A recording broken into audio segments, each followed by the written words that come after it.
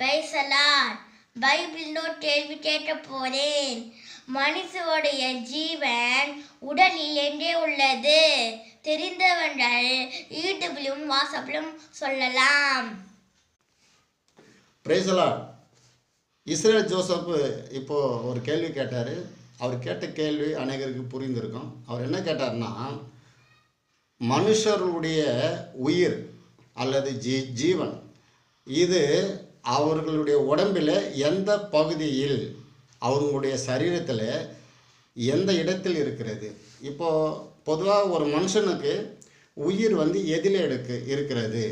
இது பைபிளில் விடை இருக்கிறது. அதை தான் கண்டுபிடிக்க சொல்கிறார் உங்களை.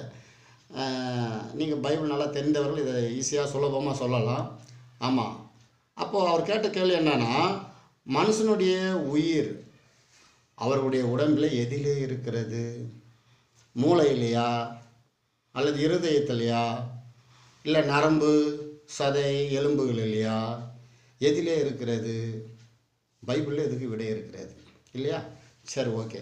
இப்போது இதை தான் நான் ஹிந்தியில் சொல்லணும் மக்களுக்கு. Okay, glory to God.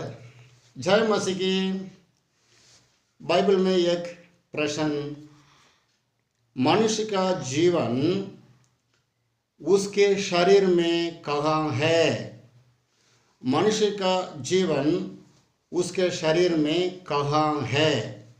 जिन्हें जानकारी हो कृपया टिप्पणी करें। Glory to God. जिन्हें जानकारी हो कृपया टिप्पणी करें। हालेलुया।